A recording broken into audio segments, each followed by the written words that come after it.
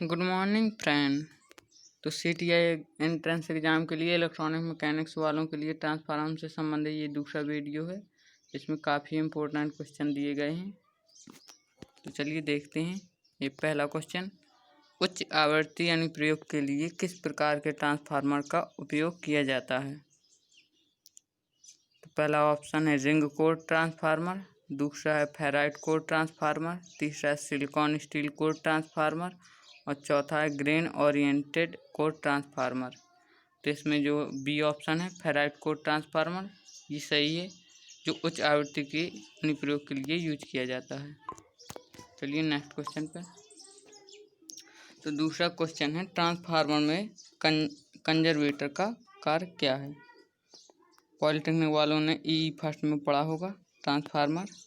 तो ट्रांसफार्मर में कंजर्वेटर का कार्य क्या है? तो पहला ऑप्शन है नमी के प्रवेश को रोकता है, दूसरा ऑप्शन है वायुमंडल में ऊष्मा को स्थानांतरित करता है, तीसरा है आंतरिक दबाव छोड़ने की अनुमति देता है और चौथा है लोड भिन्नता के कारण तेल स्तर के विस्तार की अनुमति देता है।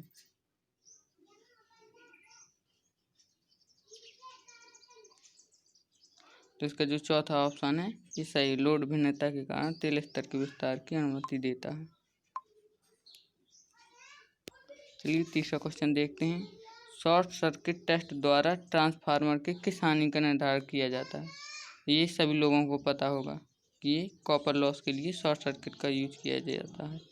कॉपर लॉस का टेस्ट निर्धारण करने के लिए शॉर्ट सर्किट विधि का प्रयोग करते हैं। चौथा क्वेश्चन है ट्रांसफार्मर में टुकड़े टुकड़े में कोर का उपयोग करने का उद्देश्य क्या है? पहला ऑप्शन है रिड्यूस कॉपर लॉस, दूसरा ऑप्शन है रिड्यूस हिस्टैरिसीस लॉस, चौथा है रिड्यूस मैकेनिकल लॉस और चौथा है रिड्यूस एडी करंट लॉस। तो इसका जो चौथा ऑप्शन है ये सही है, ट्रांसफार्मर में टुकड़े टुकड़े में कोर का उपयोग करते हैं जो, तो वो भंवर धारा हानि को कम करने के लिए करते हैं।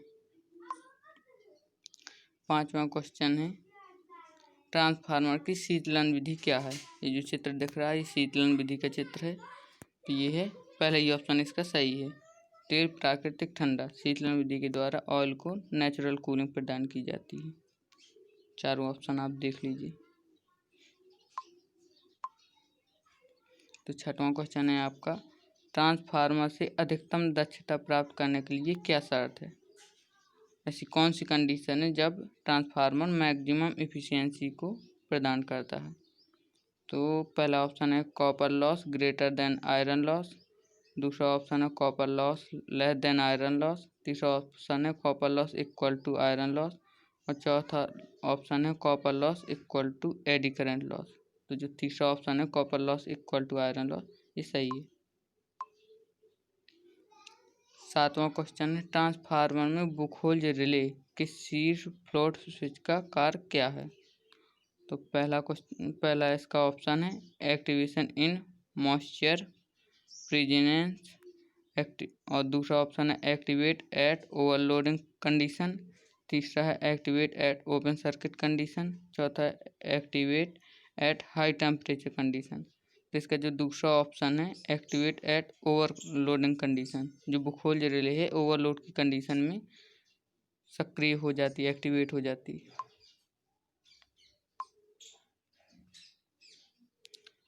आठवां क्वेश्चन है आपका वर्तमान ट्रांसफार्मर का कोर कम प्रतिघात और कम कोर हानि क्यों कर रहा है?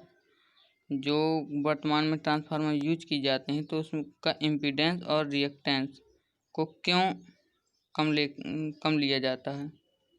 तो इसका पहला ऑप्शन है टू मिनिमाइज द बर्डन, दूसरा ऑप्शन है टू मेंटेन कांस्टेंट आउटपुट, तीसरा option to prevent high static shield और चौथा to minimise the error in reading. तो चौथा ऑप्शन है to minimise the error in reading, ये सही है। नवा क्वेश्चन देखते हैं। ऑफ लोड टैप बदलने के ऑप्शन से पहले लोड क्यों काट दिया जाता है? तो आप ऑप्शन देखें to disconnect the tapping from natural point के लिए, यानी हिंदी से पढ़िए उदासीन बिंदुओं से टैपिंग को भी संयोजित करने के लिए, दूसरा ऑप्शन है to disconnect the moving contact of the diverter, diverter के चलते हुए संपर्क को भी संयोजित करने के लिए। तीसरा ऑप्शन है to avoid heavy sparking at the contact point, यानी संपर्क बिंदुओं पर भारी स्पार्किंग से बचने के लिए। तो तीसरा ऑप्शन है जो सही है। क्वेश्चन आप एक बार और ध्यान से देख लीजिए। ऑफ लोड टैप बदलने के ऑपरेशन से पहले लोड को क्यों काट दिया जाता है? ताकि हम स्पार्किंग से बच जाएं। यह है आपका लास्ट क्वेश्चन 10वां। दो ट्रांसफार्मर के समानांतर संचालन के लिए कौन सी स्थिति बिल्कुल आवश्यक है? जो पहला ऑप्शन है नेचुरल ऑफ लोड, दूसरा टाइप्स ऑफ कूलिंग, तीसरा है फेज सीक्वेंस और चौथा है क्लास ऑफ इंसुलेटिंग यूज। तो इसमें क्या कह रहा है? दो ट्रांसफार्मर के समानांतर संचालन के लिए कौन सी स्थिति बिल्कुल आवश्यक है? तो इसका तीसरा जो ऑप्शन है सी, फेज सीक्वेंस, ये सही है।